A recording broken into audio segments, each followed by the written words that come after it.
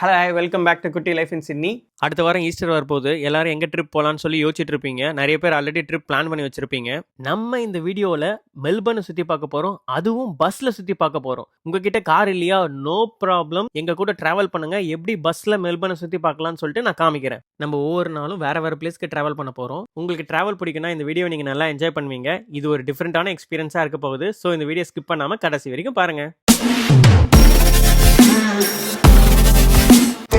மெல்பர்னை சுற்றி பார்க்கறதுக்கு நிறைய டே ட்ரிப் டூரிஸ்ட் பஸ்ஸஸ் இருக்குங்க. நம்ம இந்த டிக்கெட்டை எதில் புக் பண்ணோம்னா கெட் யுவர் கைடுன்ற வெப்சைட்டில் தாங்க புக் பண்ணோம். அந்த வெப்சைட்டோட லிங்க் இந்த வீடியோ கீழே இல்லைனா டிஸ்கிரிப்ஷனில் நான் வந்து உங்களுக்கு கொடுக்குறேங்க. இந்த டூரிஸ்ட் பஸ்ஸஸ் பார்த்தீங்கன்னா டேலைட் சேவிங் அப்போ ஒரு ஷெடியூலில் ஆப்ரேட் ஆகும். டேலைட் சேவிங் இல்லாத நேரத்தில் வேறு ஷெடியூலில் ஆப்ரேட் ஆகும். நாங்கள் இந்த ட்ரிப்பை டேலைட் சேவிங் அப்போ தாங்க போனோம். 8 வரைக்கும் நல்லா வெளிச்சம் இருந்தது. ஸோ நிறைய பிளேஸை வந்து நாங்கள் வெளிச்சத்தில் சுற்றி பார்த்தோங்க.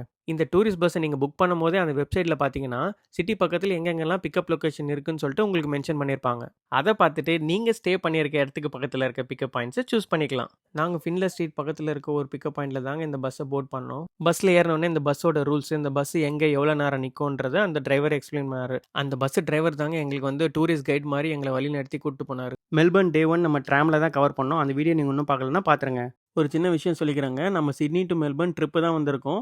அதுவும் ஃப்ளைட்டில் வரல, ட்ரெயினில் தான் வந்தோம். அந்த ஃபுல் எக்ஸ்பீரியன்ஸை நான் ஆல்ரெடி ஷேர் பண்ணியிருக்கேன். உங்கள் நிறைய பேருக்கு அது யூஸ்ஃபுல்லாக இருந்ததுன்னு சொன்னீங்க. அந்த ட்ரெயின் ஜேர்னியை நான் இங்கே டேக் பண்ணுறேன். நீங்கள் ஒன்றும் பார்க்கலன்னா போய் பார்த்துருங்க. நம்ம என்னதான் காரில் ட்ராவல் பண்ணியிருந்தாலும் பஸ்ஸில் ட்ராவல் பண்ணுறதே ஒரு தனி ஃபீல் தாங்க. நம்மளோட ஃபஸ்ட்டு ஸ்டாப் பார்த்தீங்கன்னா சாக்லேட் ஃபேக்ட்ரிங்க. நம்மளோட ட்ரிப்பை வந்து நம்ம இனிப்போட ஸ்டார்ட் பண்ண போகிறோம். இந்த பஸ்ஸில் இருக்க டிரைவர் பார்த்தீங்கன்னா, லேடிஸ் நீங்கள் ரொம்ப நேரம் ஃபோட்டோ எடுப்பீங்க, ஆனால் உங்களுக்கு 15 மினிட்ஸ் தான் இருக்குது, அதுக்குள்ளேயே ஃபோட்டோ எடுத்து சீக்கிரம் வாங்கன்னு சொல்லிட்டு சிரிச்சிட்டே காமெடியாக சொன்னாருங்க. We only have 15 minutes here. So the ladies, I know lots of ladies want to take photos with the bush. Yeah, you know, one day they can take 10 minutes, 2 days they can take 20 minutes.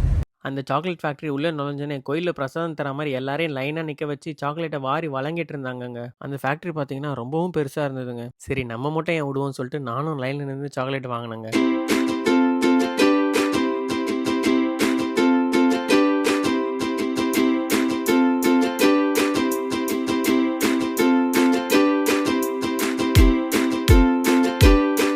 பக்கத்துலேயே பார்த்தா கண்ணாடி class போட்ட room ஒன்று இருந்தது. சரி அங்கே என்னதான் பண்ணுறாங்கன்னு போய் பார்த்தா இங்கே வச்சிருக்க சாக்லேட் எல்லாத்தையும் அங்கே தாங்க பண்ணுறாங்க. ஆமாங்க, சாக்லேட் செய்கிற இடத்துக்கே நம்ம வந்திருக்கோம்.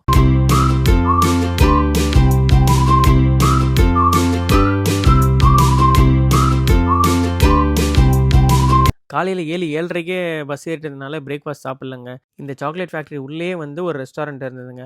அங்கே பிரேக்ஃபாஸ்ட் ஆப்ஷன்ஸ்லாம் நல்லாவே இருந்தது. ஸோ அங்கே தான் நாங்கள் பிரேக்ஃபாஸ்ட் சாப்பிட்டோம். சாக்லேட் ஃபேக்ட்ரி உள்ள அங்கங்கே வெரைட்டியாக நிறைய சாக்லேட் கொடுத்துட்டே இருந்தாங்கங்க.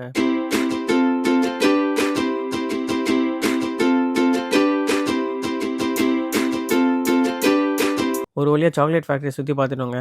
நிறையவே சாக்லேட் சாப்பிட்டோம், பிரேக்ஃபாஸ்ட்டையும் முடிச்சிட்டோம். அப்படியே பஸ்ஸுக்கு வந்துட்டோங்க. நெக்ஸ்ட்டு நம்ம கிரேட் ஓஷன் ரோடுக்கு தான் போகிறோம். பஸ்லேருந்து பார்க்கறதுக்கு வியூலாம் வேறு லெவலில் இருந்ததுங்க. கிரேட் ஓஷன் ரோடு உள்ளே போகிறதுக்கு முன்னாடி ஒரு பாப்புலரான ஃபோட்டோ ஸ்பாட் இருக்குது. அங்கே போய் ஃபோட்டோ எடுக்கிறதுக்கு தான் நம்ம இப்போ இறங்கியிருக்கோம்.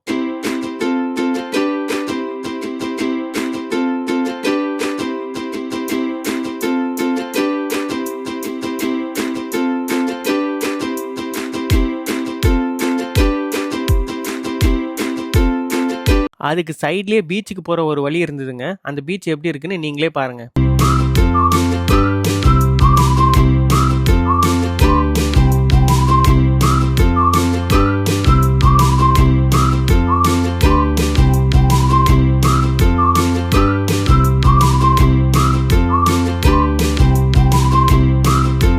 அந்த பீச்சை பார்த்து முடிச்சுட்டு அங்கேயும் ஃபோட்டோ எடுத்துகிட்டு நம்ம பஸ்ஸில் ஏறிட்டோம். ஏன்னா இந்த ஸ்டாப்லேயே நம்மளுக்கு 15 to 20 மினிட்ஸ் தான் கொடுத்துருந்தாங்க.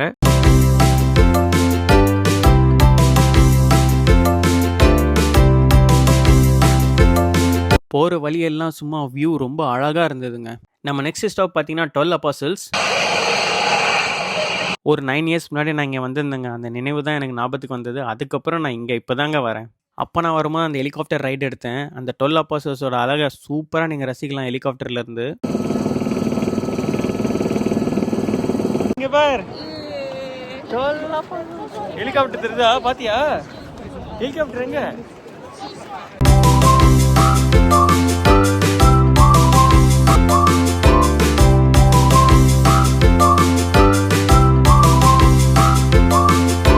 எங்கே பார்த்தாலும் ஒரே கூட்டங்க. ஃபோட்டோ எடுக்கிறதுக்கு லைன் கட்டி நின்னாங்க.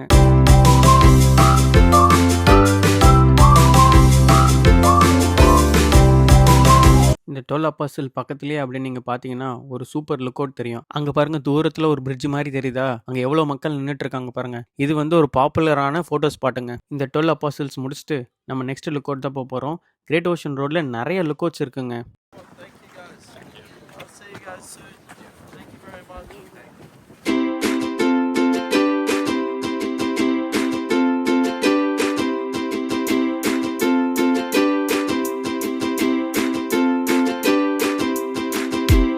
இயற்கையோட அழகே அழகுதாங்க. அழகுன்னு சொன்னதும் ஞாபகத்துக்கு வர்றது காதலர் தினம் படம் பார்த்துருக்கீங்களா? என்ன விலை அழகே அந்த பாட்டை இங்கே தாங்க ஷூட் பண்ணாங்க. இதாங்க ஃபேமஸ் லண்டன் பிரிட்ஜ். சூப்பராக இருக்குல்ல?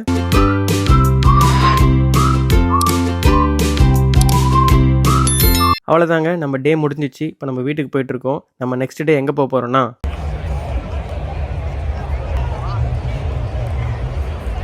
ஆமாங்க, வேர்ல்டு ஃபேமஸ் எம்சிஜி த மெல்பர்ன் கிரிக்கெட் கிரவுண்டுக்கு தாங்க வந்திருக்கோம். சச்சின் அடித்த 4, தோனி அடித்த 6 தாங்க ஞாபகத்துக்கு வருது. நம்ம போன நேரம் எம்சிஜியில் வேர்ல்டு ரெக்கார்டுங்க. இது வரைக்கும் அந்த மாதிரி கூட்டம் எம்சிஜியில் வந்ததே இல்லை. பாக்ஸிங் டேன்றதுனால சும்மா திருவிழா மாதிரி இருந்ததுங்க. எம்சிஜி நாங்கள் ஸ்டே பண்ணிட்டு இருந்த இடத்துக்கு பக்கத்துலேயே இருந்ததுனால நாங்கள் ட்ராம்லேயே வந்துட்டோம். மெல்பர்னில் சிட்டிக்குள்ளே ட்ராம் ஃப்ரீ தாங்க. எம்சிஜியை முடிச்சுட்டு நம்ம நெக்ஸ்ட்டு பிலிப் ஐலாண்ட் தான் போகிறோம். பிலிப் ஐலாண்டுக்கும் சேம் வெப்சைட்டில் நம்ம பஸ் தான் புக் பண்ணியிருந்தோம். நம்ம போன நேரம் பார்த்தீங்கன்னா அங்கே ஃபுல் டிராஃபிக் ஜாம். பல மணி நேரமாக வண்டி இன்ச்சு பை இன்ச்சாக மூவ் ஆகிட்டு இருந்தது. நம்ம பஸ்ஸு டிரைவர் எல்லாரையும் உற்சாகப்படுத்துறதுக்காக அவரே வந்து ஒரு கேம்ஸ்லாம் கண்டக்ட் பண்ணிட்டு இருந்தார். அது என்ன கேம்னா, உங்கள் பேரை சொன்னீங்கன்னா நீங்கள் எந்த நாட்டை சேர்ந்தவர்னு அவர் கண்டுபிடிச்சிட்டு இருந்தார். Crystal Sanskriti Sinvitano. Is that two people? That's got to be two people. That's one person. That's cheating. Tichichaya Juramonchot. That's Indian too, yeah? Is that? I'm Thai. Sorry? I'm Thai. Oh, Thai. My goodness. What an amazing country Thailand is. ரொம்ப நேரம் கழிச்சு traffic clear ஆச்சுங்க. Philip island போகிற வழியும் ரொம்ப சூப்பராக இருந்ததுங்க. வியூலாம் செமையாக இருந்தது. நிறைய கால்நடைகள்லாம் பார்க்க முடிஞ்சது. அங்கே பாருங்கள் தூரத்தில் மாடெல்லாம் தெரியுது.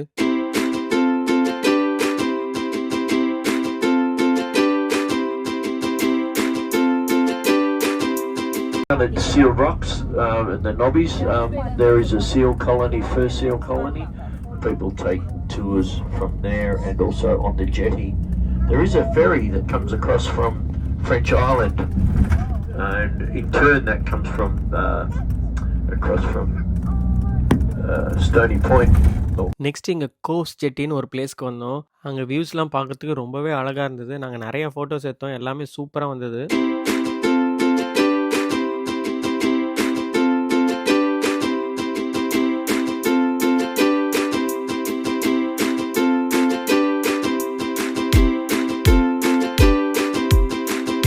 அங்கே நிறைய பேர் ஃபிஷ்ஷிங்கும் பண்ணிகிட்டு இருந்தாங்க. இந்த அழகான வியூவை பார்த்துக்கிட்டே ஃபிஷ்ஷிங் பண்ணால் அப்பா அந்த எக்ஸ்பீரியன்ஸே வேறு லெவலில் இருக்குங்க.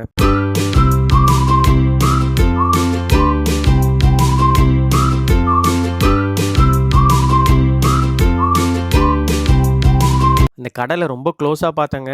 அங்கே பக்கத்தில் இருக்கவங்ககிட்ட கேட்டேன். அவங்க வந்து இந்த கடல் ரொம்ப ஆழம்னு சொன்னாங்க. ஆனால் அழகு பேரழகுங்க. நீங்களே பாருங்கள்.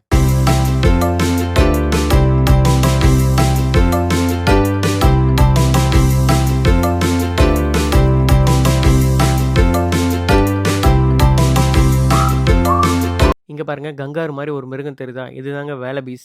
கங்காரு மாதிரியா இருக்கும் பார்க்கறதுக்கு. ஆனால் இதை வந்து வேலபீஸ்ன்னு சொல்லுவாங்க. நம்ம பிலிப் ஐலாண்ட் வந்துட்டாங்க. தூரத்தில் பாருங்கள் தெரியுதா? அதுதாங்க நம்மளோட வியூ பாயிண்ட்டு. அங்கேருந்து தான் வந்து நம்ம பென் குயின்ஸை பார்க்க போகிறோம். அதுவும் குட்டி குட்டியாக க்யூட்டாக நிறைய ஸ்மால் பென் குயின்ஸை பார்க்க போகிறோம். வாங்க அந்த எக்ஸ்பீரியன்ஸ் எப்படி இருக்குன்னு பார்ப்போம்.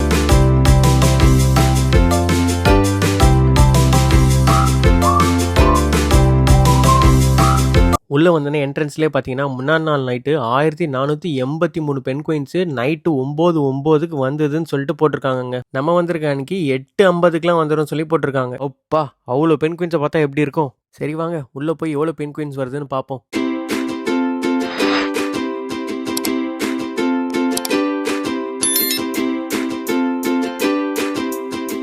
இங்கே பாருங்கள் பென் குயினை பார்க்கறதுக்கு எவ்வளோ மக்கள் வெயிட் பண்ணிட்டு இருக்காங்க.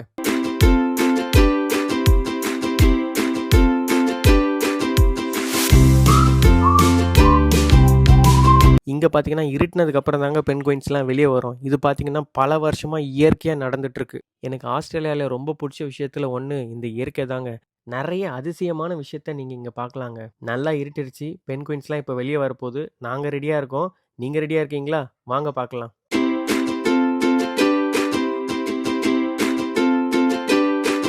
இப்போ நாங்கள் போகும்போது வீடியோ எடுக்கக்கூடாதுன்னு சொல்லிட்டாங்க.